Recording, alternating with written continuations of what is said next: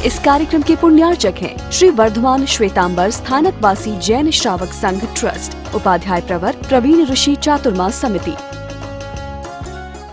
प्रमाद स्नान। जैसे मछली पहले उस कांटे के आटे को ग्रहण करती है, उसको आटा दिखता है, कांटा नहीं दिखता है। आटे को ग्रहण कर जाती है और कांटा उसको पकड़ लेता है। परमात्मा फरमाते वैसे ही विषय है, इनको हम मछली बनकर के आटे के रूप में देखते हैं और आटे को ग्रहण करने जाते हैं और वो कांटा हमें पकड़ के रखता है।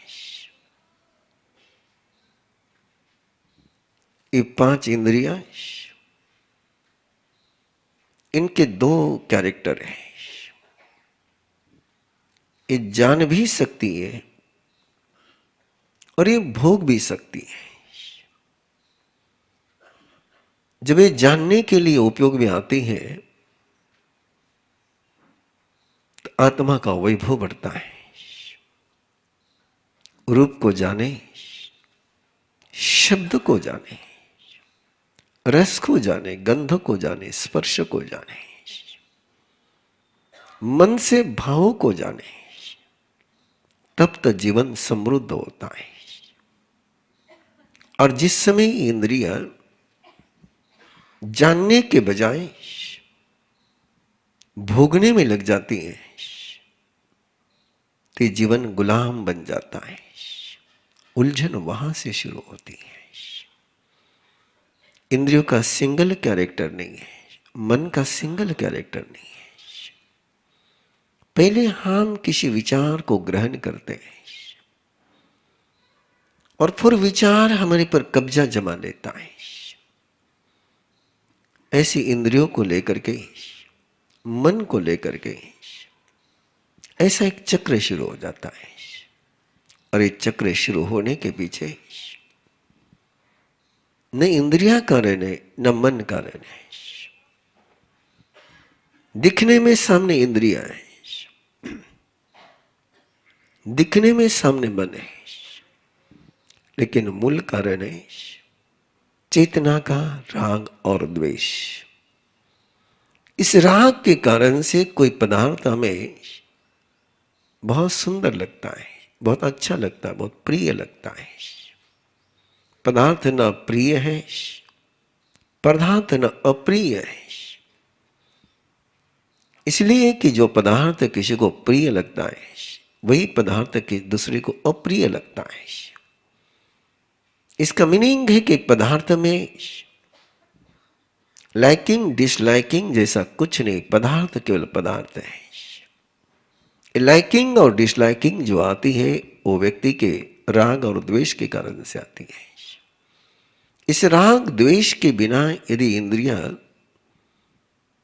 प्रवृत्त हो जाए तो किस सीमा तक पहुंच सकते हैं, कितनी गहराई तक पहुंच सकते हैं। यही आंखें हैं। जब ये भोग की भोगी बनती है तो इनको केवल स्किन दिखती है, इनको केवल चमड़ी दिखती है। और यही आंखें जब ज्ञान में लग जाती है तो किसी की ओरा को देख लेती है, किसी के आभा मंडल को देख लेती है।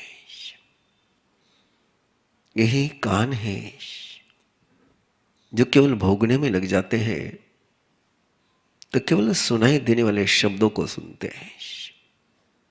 और यही कान यदि ज्ञान संपन्न हो जाए तो किसी के हृदय के अंदर के भावों को जो बोल नहीं रहा है उसको भी सुनने में समर्थ हो जाते हैं। यही नाक, इस नाक का कितना सामर्थ्य है। एक कुत्ता कैसे गंध का, स्मेल का अनुसंधान करते हुए अपराधी के पास पहुंच जाता है। क्यों नहीं हमारी नाक इतनी हम डेवलप कर पाते हैं? क्योंकि हमने नाक का उपयोग नाक की भावेंद्र की शक्ति को जागृत करने का प्रयास नहीं किया है।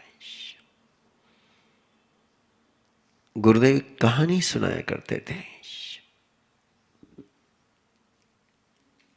कि अफगानिस्तान से एक बादशाह ने एक हकीम को राजा भोज के दरबार में भेजा, एक सुरमा देकर के। केवल 2 आंखों में अंजाजा इतना ही सुरमा था, और इस स्पष्टीकरण के साथ भेजा था कि आंधे के आंखों में भी सुरमे को लगाओगे तो उसको जोत आ जाएगी। राजा भोज के दरबार में जब वो पहुंचा तो राजा भोज का एक राजवैद्य था, बहुत ग्रेट था, लेकिन उसकी जोत चले गई थी, वो अंधा हो गया था। राजा ने उस वैद्य को बुलाया, बोले ये सुरमाया है। उसने एक आंख से सलाई से अपने आंखों में लगाया, उसको जोत आ गई। दूसरी शलाका उसने ली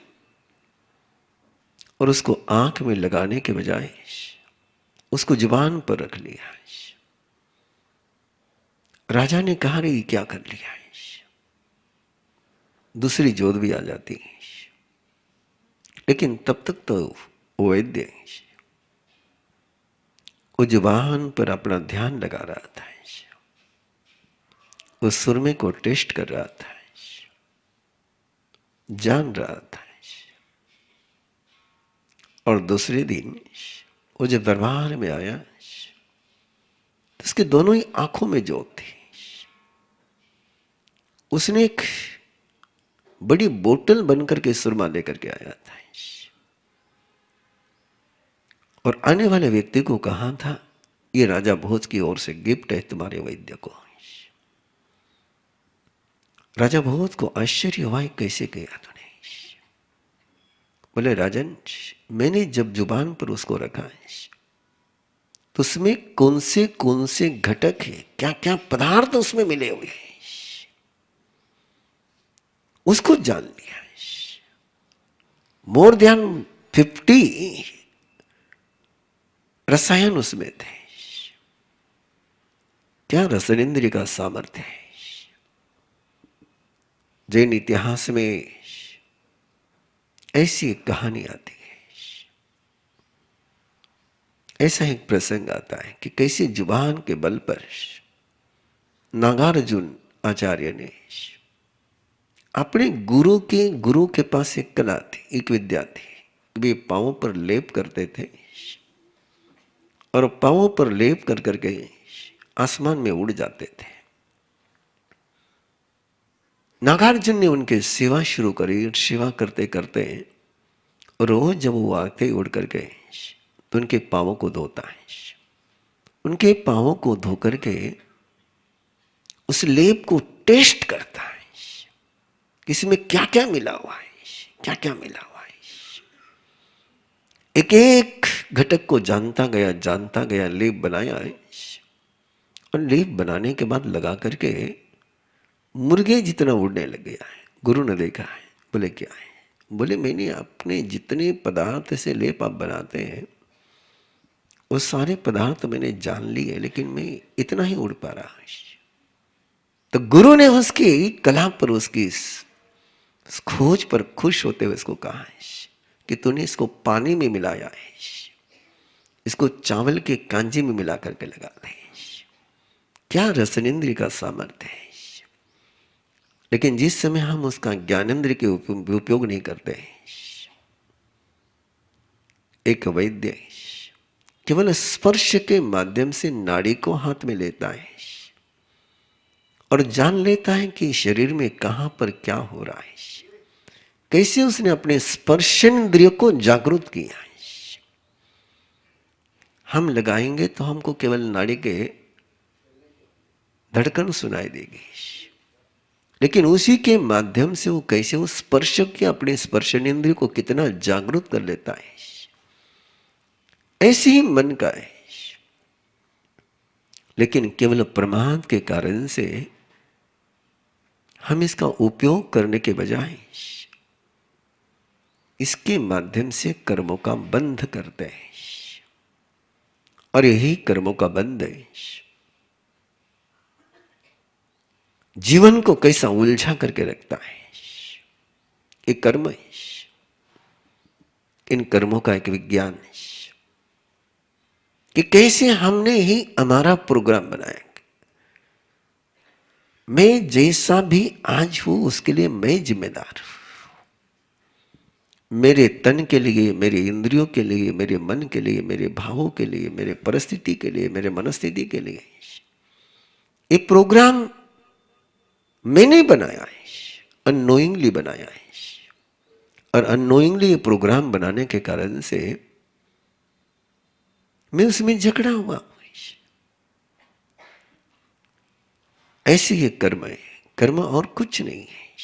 कर्म हर व्यक्ति ने अपने पास्ट में बनाया हुआ एक प्रोग्राम है जो एक्टिव हो जाता है। दूसरा सूत्र है परमात्मा के कर्मा का, सीक्रेट ऑफ कर्मा का है कि जो प्रोग्राम बना सकता है उस प्रोग्राम को डिलीट भी कर सकता है, वो रिफॉर्म भी कर सकता है, वो करेक्ट भी कर सकता है, वो करेक्शन भी कर सकता है, वो नया प्रोग्राम भी बना सकता है। जो प्रोग्राम बनाया हुआ है वो मेरे लिए बंधन कारक दूसरे के लिए होगा कि जिसको ये पता नहीं कि ये प्रोग्राम कैसे बनाया गया है। लेकिन जो प्रोग्राम राइटर होते हैं वो चाहे जैसे अपने प्रोग्राम में चेंज कर सकते हैं। ये परमात्मा का सीक्रेट ऑफ कर्मा का एक गहरा साइंस है कि आप अपने कर्म को चेंज कर सकते हैं। कर्म को चेंज करना है, अपने प्रोग्राम को चेंज करना है। और ये प्रोग्राम कितना गहरा प्रोग्राम बनता है। और इस प्रोग्राम के परमात्मा ने अनुत्तर देशना के समय में 55 अध्याय, 55 चैप्टर्स उन व्यक्तियों के बताए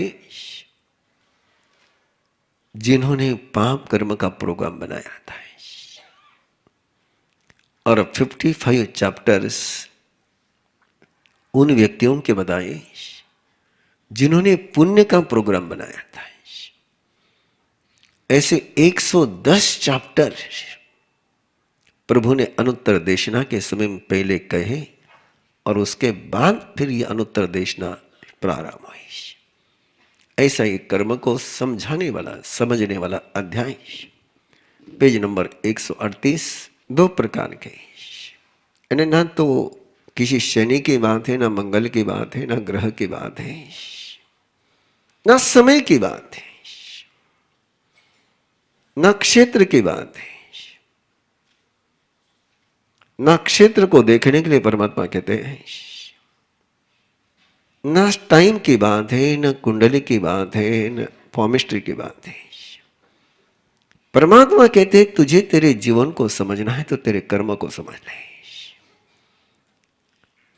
तो आसमान में चलने वाले ग्रहों की गति को चेंज नहीं कर सकता है। चाहे जितने तुम यहां बैठे बैठे अनुष्ठान कर लो, कोई शनि की गति को चेंज नहीं कर सकता है। लेकिन यदि तू विवेक का उपयोग करे तो तेरे अंदर के जो कर्म की गति उसको तो चेंज कर सकता है। अरे 8 कर्म है, 8 कर्म में 2 प्रकार है। एक तुम्हारा इंटरनल कैरेक्टर डेवलप करता है और एक तुम्हारा एक्सटर्नल बॉडी है। आपकी बॉडी कैसी बनेगी ये तय करता नाम कर्म है। आपकी हड्डी कैसी होगी, आपकी आंखें कैसी होगी, आपके बाल कैसे होंगे, आपके दांत कैसे होंगे, आपके डाइजेशन सिस्टम कैसी होगी, आपकी इंद्रियां कैसे होगी, ये सारा तय करता नाम कर्म है। आपका स्वर कैसा होगा, आपकी बोली कैसी होगी, ये तय करता नाम कर्म है। और इस नाम कर्म को दो कैरेक्टर है, एक शुभ नाम कर्म है, एक अशुभ नाम कर्म है। और शुभ नाम कर्म कैसे बनता है, अशुभ नाम कर्म कैसे बनता है, कैसे शुभ नाम कर्म बांधा जा सकता है। मन, वचन और काया में हार्मनी हो गई। जो मन में है वो जुबान पर है, जो जुबान पर है वो प्रैक्टिकल में है, तो शुभ नाम कर्म का बंध होता है। मन में कुछ है, जुबान पर कुछ है, प्रैक्टिकल में कुछ है, तो अशुभ नाम कर्म का बंध होता है। और अशुभ नाम कर्म का बंद होना, ये सफलता मिलना, ये असफलता मिलना, ये भी नाम कर्म का काम है। यश मिलना, अपयश मिलना है, ये कैरेक्टर का नहीं है, ये नाम कर्म का है। किसी काम में सफलता मिलना, असफलता मिलना है, ये नाम कर्म का है। और जहां कहीं मन वचन काया एक ही दिशा में, एक ही रास्ते पर चल गई, तो यश नाम कर्म का बंद होता है, कीर्ति नाम कर्म का बंद होता है, सफलता का बंद होता है, अधेय नाम कर्म का बंद होता है। जय जिनेंद्र। मेरा नाम नेहा जैन है और मैं अरहम योग की ट्रेनर हूँ। अरहम योग में वो साधना, आसन, एक्सरसाइजेस सिखाई जाती है जिसके माध्यम से हम अपने अंदर की सुप्त और गुप्त ऊर्जा को एक्टिवेट करते हैं। आज के इस तनावपूर्ण जिंदगी में जहाँ हम काम के भाग दौड़ में लगे रहते हैं, वहीं अपनी मेंटल हेल्थ और इनर सेल्फ को इग्नोर कर देते हैं। अरहम योग में हम अपने माइंड, बॉडी एंड सोल को बैलेंस में लाते हैं, जिससे हमारी छिपी हुई शक्ति अनलॉक होती है। जानिए इस रहस्य को, सीखें और सिखाइए। गुरुदेव ऋषि प्रवीण द्वारा सिखाया गया ये 6 महीने का कोर्स आप ज्वाइन कर सकते हैं 9 जनवरी 2024 से। जुड़िए हमारे साथ दुनिया के कोई भी कोने से ऑनलाइन क्लास के द्वारा रात 8:30 से 10 बजे। Be the change maker, join us today. धन्यवाद। इस कार्यक्रम के पुण्यार्चक हैं श्री वर्धमान श्वेतांबर स्थानकवासी जैन श्रावक संघ ट्रस्ट, उपाध्याय प्रवर प्रवीण ऋषि चातुर्मास समिति, महावीर भवन, इंदौर।